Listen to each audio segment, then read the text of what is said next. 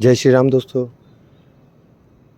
पिछली वीडियो में मैंने आपको बोला था कि इस वीडियो में मैं आपको दिखाने वाला हूं कि 2000 किलो की कॉइल कैसे कॉइल स्टैंड के अंदर लोड की जाती है। तो वीडियो के साथ बने रहिए और आपने अगर चैनल को सब्सक्राइब नहीं किया है तो चैनल को सब्सक्राइब कीजिए, बेल आइकन दबाइए, जिससे कि मेरी जितनी भी नई वीडियो बनाऊँगा वो आपके पास आएगी तो आपको नोटिफिकेशन मिल जाएगा। थैंक यू दोस्तों, वीडियो के साथ बने रहिए। मैं आपको दिखाने वाला हूँ कि कॉइल को स्टैंड में कैसे लोड किया जाता है।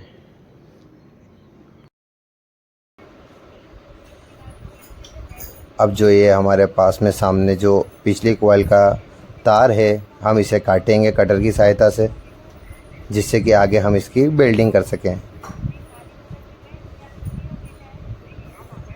अब हम इस कॉइल को लोड करेंगे।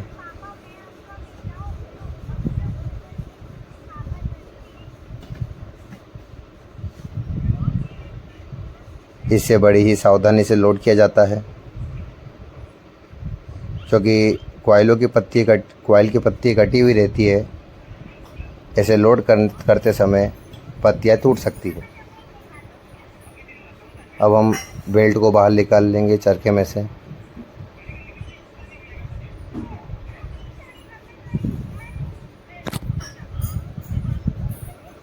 ये हमने चरखे में से बेल्ट को बाहर निकाल लिया है। अब हम पत्तियों को काट देंगे और जो हमारी कॉइल के पहले सिरे के जो होता है, जिसे कॉइल का मुंह कहा जाता है, इसमें से वायर निकाल लेंगे और सीधा करके कट कर देंगे। अब हम बढ़ते हैं आगे वेल्डिंग की ओर, जहाँ पे हम इन दोनों कॉइलों को आपस में जोड़ेंगे। ये हमारी वेल्डिंग मशीन है, जिसे वट वेल्डिंग मशीन भी कहा जाता है।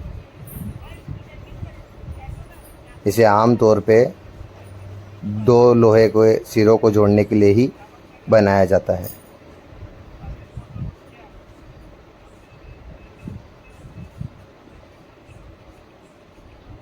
ये हमने दोनों तरफ के सिरों को घिस लिया है ताकि थोड़ा भी कार्बन ना रहे।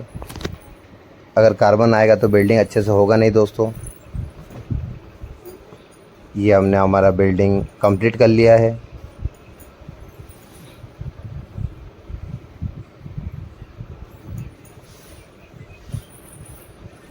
अब हम इसको ग्राइंडर पे घिस लेंगे ताकि ये एक समान हो जाए।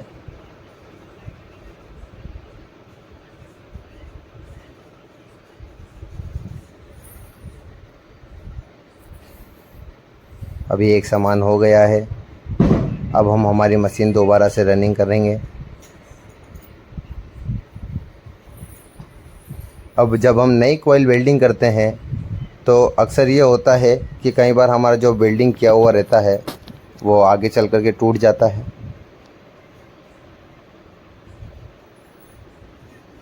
हमने हमारी मशीन रनिंग की है।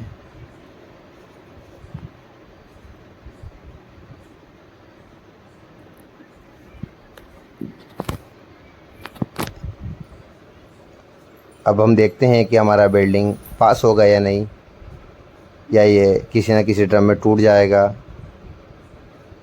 या सीधा निकल जाएगा। ये वायर टूट गया है दोस्तों। हमने उसी समय मशीन बंद कर दी गई थी। हम वेल्डिंग मशीन को लेकर के आ जाते हैं, क्योंकि अब हमें आगे वेल्डिंग करना पड़ेगा वायर को आगे निकालने के लिए। अब हम ये ड्रम खाली कर रहे हैं।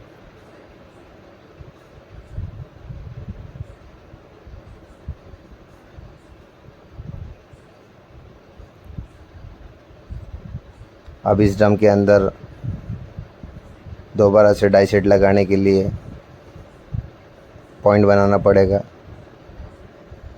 जिसके लिए ड्रम में से थोड़ा सा वायर निकालना पड़ेगा, क्योंकि पॉइंटिंग मशीन हमारी बहुत पीछे रखी हुई है। ये हम पॉइंट बना रहे हैं, जो कि लगभग 3 mm का पॉइंट बनाना पड़ता है, ताकि 3/10 के डाई में से आसानी से निकल जाए।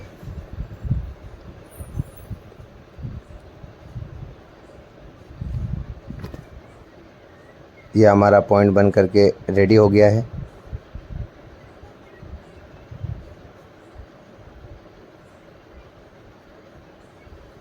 अब हम इस वायर को चेन चाबी की सहायता से इस ड्रम के अंदर खींचेंगे।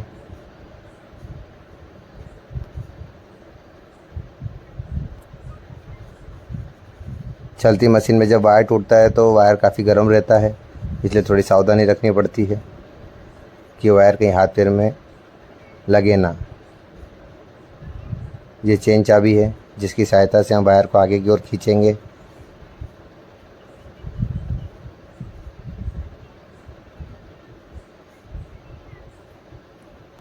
अब हम इस ड्रम के अंदर थोड़ा सा वायर इकट्ठा करेंगे।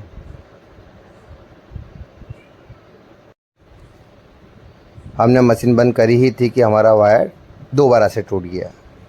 तो पहले हम जो पीछे वायर टूटा है उसे वेल्डिंग करेंगे। कभी कभी जो कॉइल आती है उसके अंदर एयर आ जाती है दोस्तों, जिसकी वजह से वो वायर कभी भी टूट जाता है।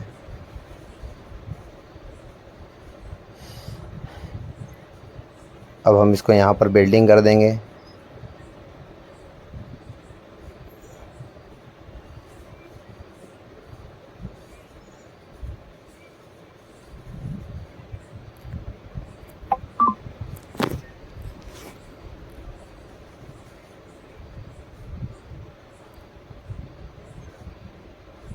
ये हमने वेल्डिंग कर दिया है दोस्तों। अब इसे ग्राइंडर की सहायता से घिस करके एक समान कर देंगे, जिससे कि आगे डाई के अंदर से निकलने में आसानी हो और वायर टूटे ना।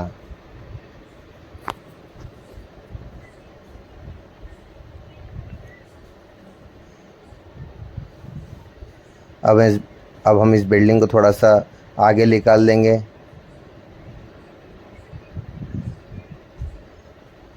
जो हमारा वायर पहले टूटा था अब हम उसे बिल्डिंग करेंगे।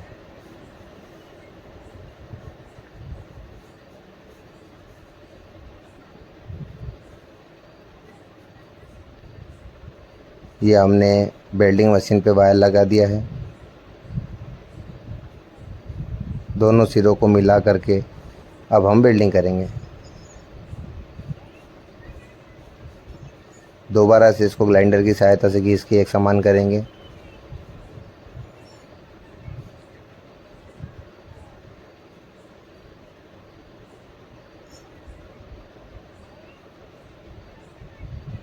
अब हम हमारी मशीन रनिंग करेंगे।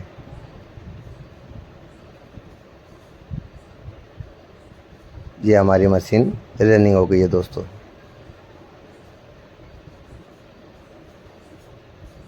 अब हम थोड़ी देर देखेंगे कि दोबारा तो वायर कहीं टूट नहीं रहा है।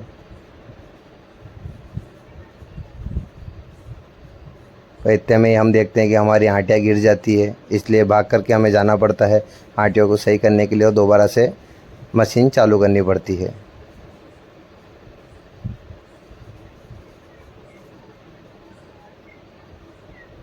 अब हमारी मशीन दोबारा से रनिंग हो जाती है।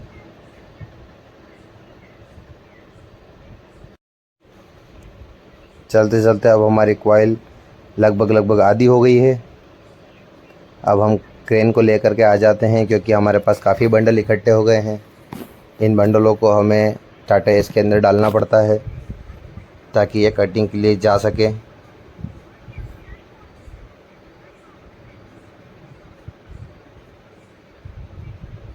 हम क्रेन को भी उधर से लेकर के आ रहे हैं और साथ ही साथ पाउडर भी चेंज कर रहे हैं।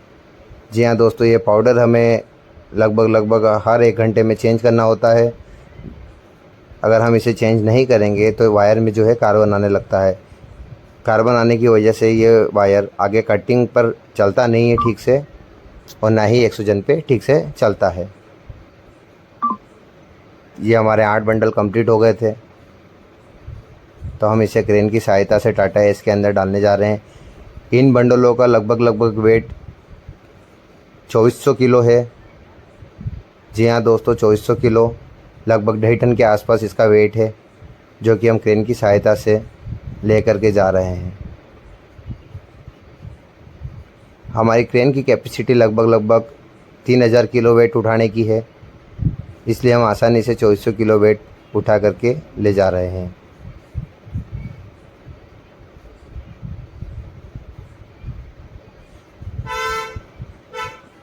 बंडल ले जाते हुए हमें ध्यान रखना पड़ता है कि कहीं पीछे आंटी ना आ जाए, जिससे वायर ना टूट जाए। इसी के साथ आज हमारे कंपनी में हाफ डे था, तो हमारी कंपनी भी क्लोज़ होने लग गई है। देखा होगा आपने अभी कि शटर गिर गई नीचे, गिरी नहीं, एक्चुअली बंद की है, क्योंकि संडे के दिन हमारा हाफ डे होता है दोस्तों। 3 बजे के आसपास हमारी कंपनी क्लोज़ हो जाती है।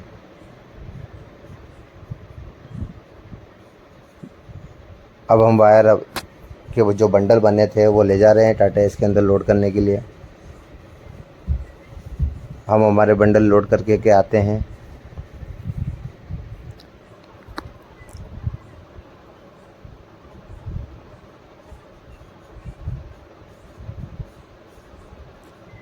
लोड करने के बाद हम आके देखते हैं कि हमारी कंपनी क्लोज़ हो रही है। छुट्टी का टाइम हो गया है, शटर लग गई है। अब हम भी हमारे घर की ओर बढ़ने के लिए रेडी हो जाते हैं। अब हम हमारी मशीन को बंद करेंगे, मशीन को प्रणाम करेंगे, मशीन का पावर ऑफ करने के लिए चलते हैं।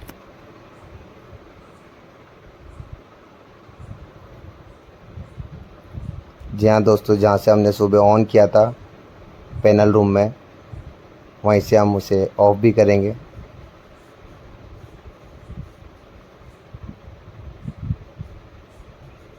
ये डीवीसी का पैनल है हमारे, जिसको हमने ऑफ़ कर दिया है। अब हम निकल जाते हैं कंपनी से बाहर की ओर।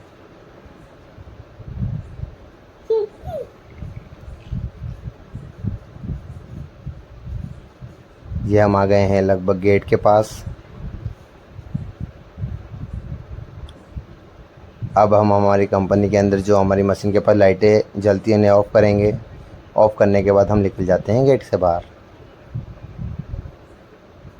अब हमारी गाड़ी स्टार्ट करके हम निकल जाते हैं घर की ओर। जी हाँ दोस्तों, जैसा कि मैंने आपके वीडियो की स्टार्टिंग में ही बताया था कि मेरा घर कंपनी से ज़्यादा दूर नहीं है, 1 से 2 किलोमीटर के दायरे में ही मेरा घर है। और मौसम भी बहुत ज़ोरदार हो रहा है आज। लगा था बारिश होगी, लेकिन बारिश हुई नहीं, क्योंकि आज सुबह से ही धूप नहीं निकली है।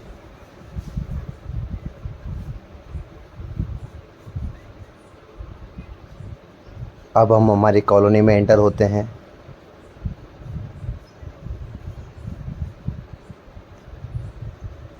और ये हम हमारे घर पर पहुंच जाते हैं। हम गाड़ी खड़ी करते हैं हमारी। ये हमारी गाड़ी खड़ी हो गई और ये हम